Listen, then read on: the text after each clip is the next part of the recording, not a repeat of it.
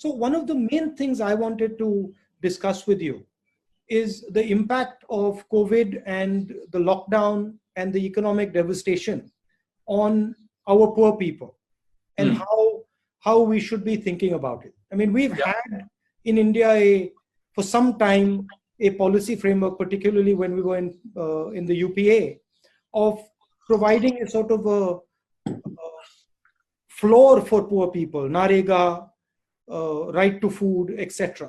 And now a lot of that work is going to sort of fall by the wayside because we have this disease coming, and millions and millions of people are going to fall back into poverty.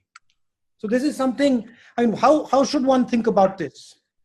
Right. So I think that these are kind of separable in my view, in the sense that I think that the real problem in the very short run is that these, I think, more policies, good policies put in place by the UPA are inadequate. And the government, in a sense, absolutely embraced them. I mean, it was not that there was a particular partisan disagreement there. There was very clear that the UPA instruments will be used for doing whatever it is. I think what is harder to wrap one's head around is what do you do about the people who are not covered by that?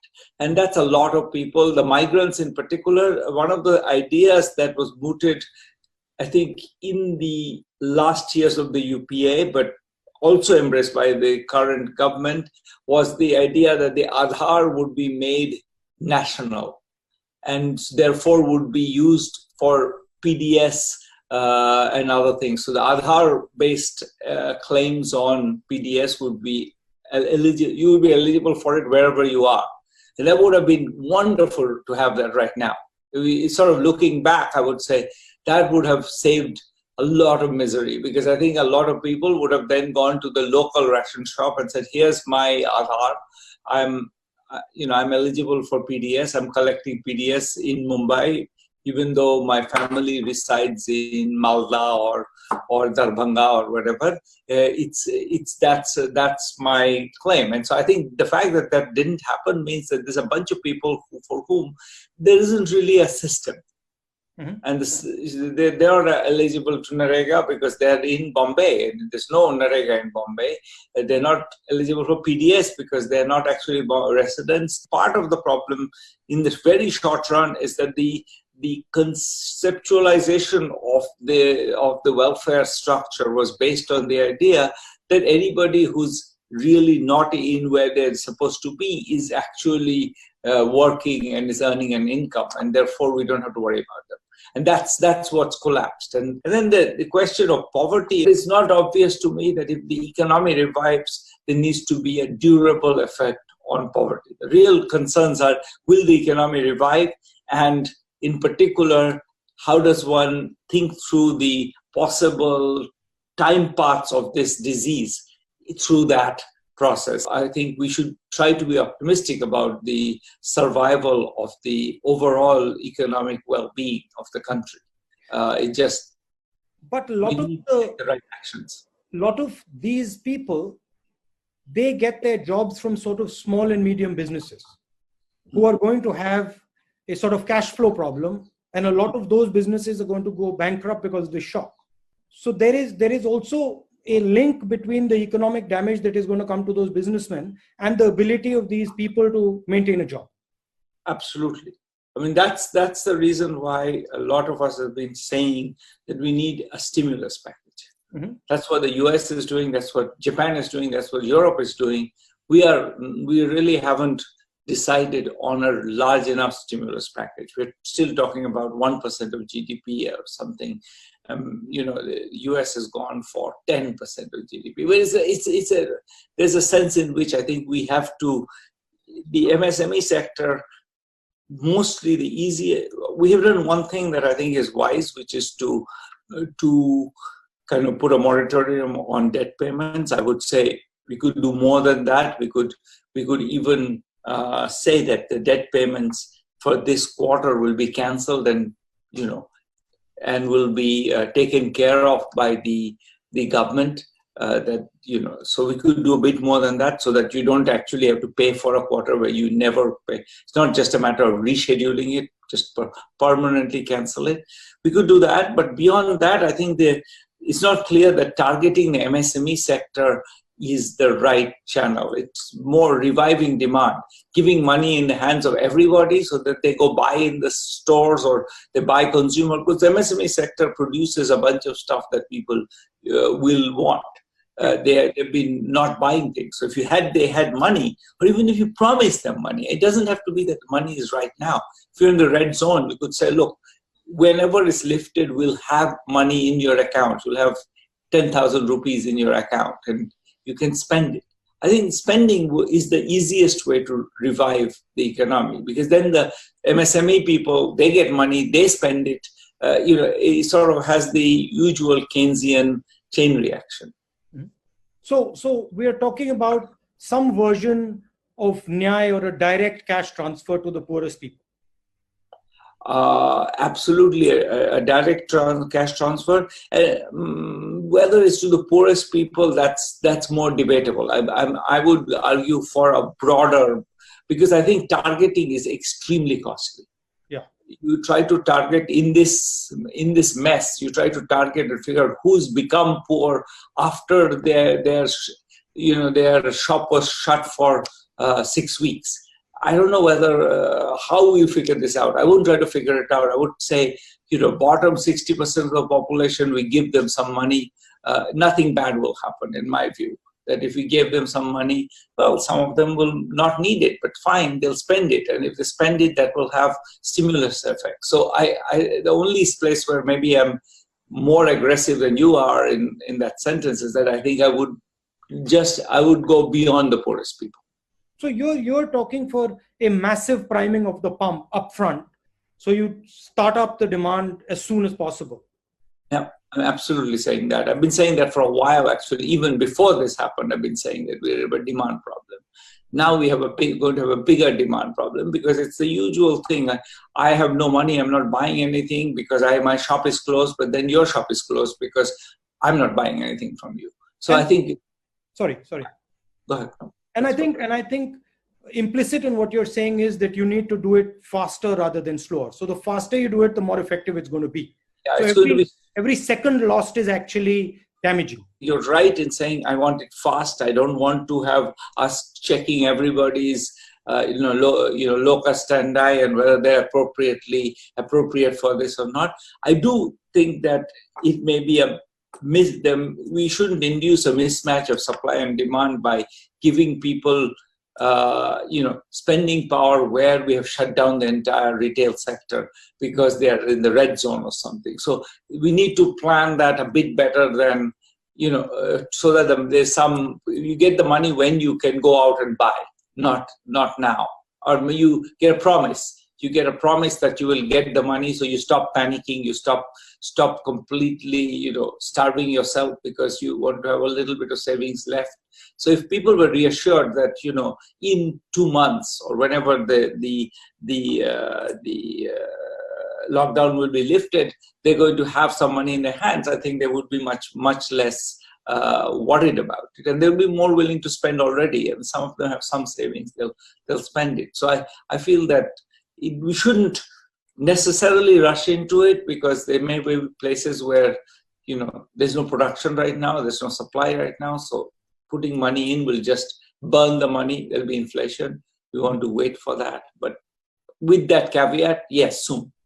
And so the next point is that the sooner you're able to come out of a total lockdown, the better it is. And then you need a strategy for that begins to sort of start up parts of the economy quickly.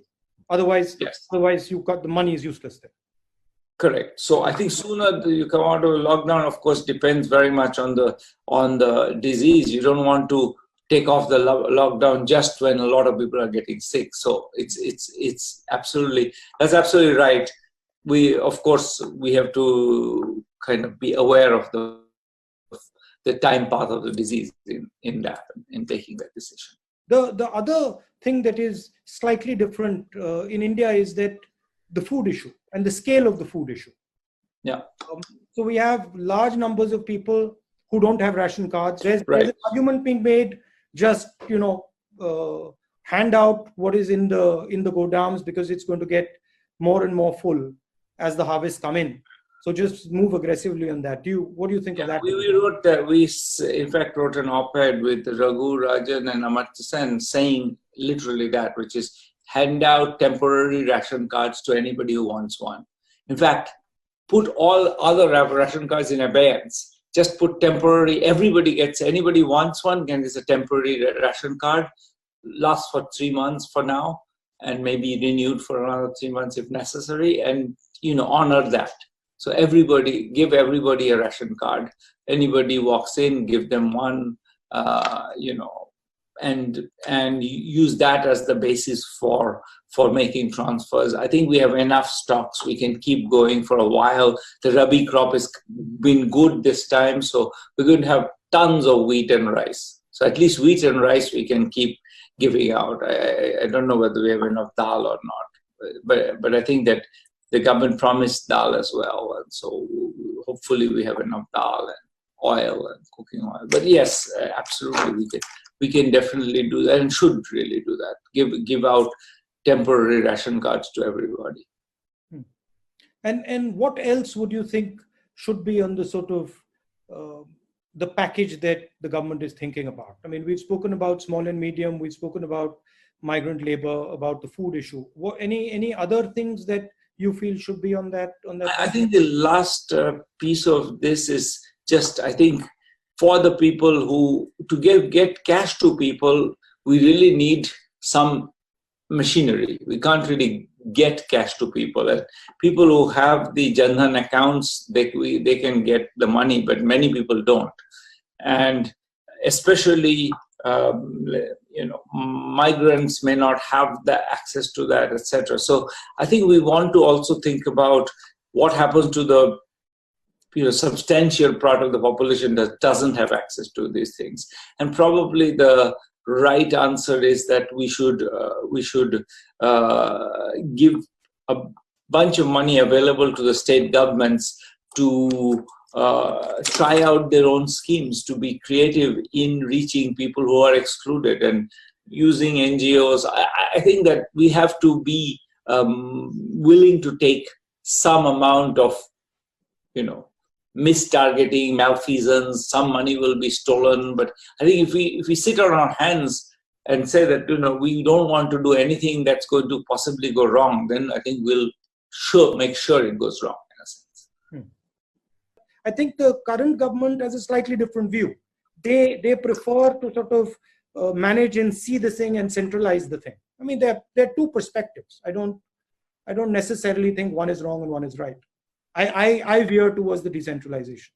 I think that's what I would have done, is announced a bunch of money available for proposing good schemes for reaching the poorest people, and let states innovate. I mean, this is really, and I think there are good NGOs in most states who can be brought into that process, and as you say, the district magistrates often have great ideas, and we might as well benefit from all of that. So, are there some experiences in other countries that you found interesting?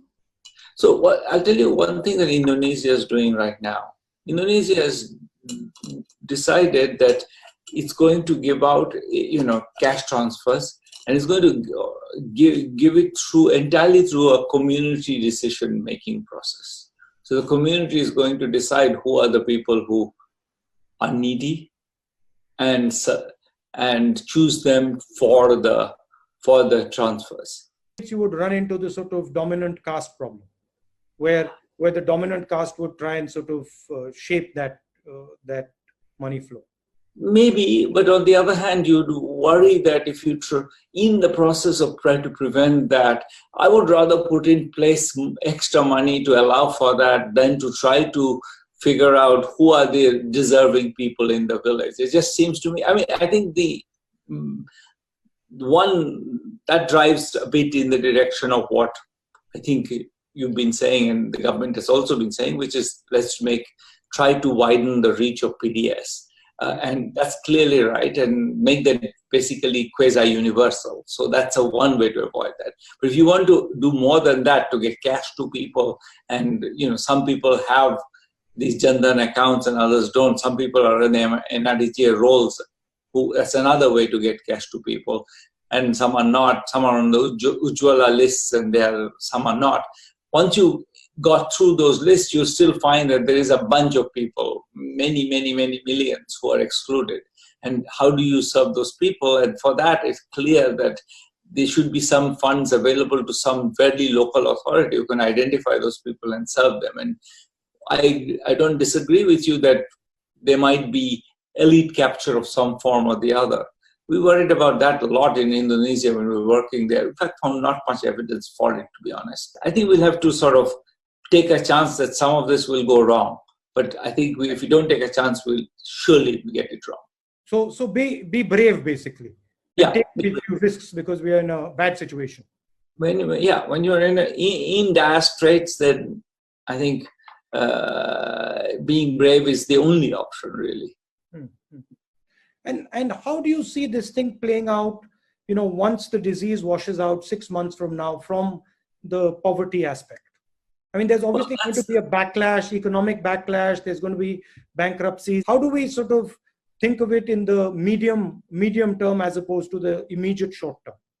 Right. So that's sort of what we were talking about a little bit before, which is, this question of, I think, a demand shortfall. I think that's there are two concerns. One is how to avoid a chain of bankruptcies. Mm-hmm. And I think maybe writing off a lot of debt is the way to avoid that, as you had mentioned. And the other one is a demand shortfall, and getting some cash into the hands of the population is the best way to kickstart the economy. And the US is very aggressively doing that. And this is a Republican administration run by a bunch of financiers, in fact, and they are willing to do it where we should be willing. I mean, this is not run by like a bunch of socially minded liberals. It's run by people who used to work in the financial sector, but they've decided that just for economic survival of the economy, we need to pump money into people's hands. And I think we should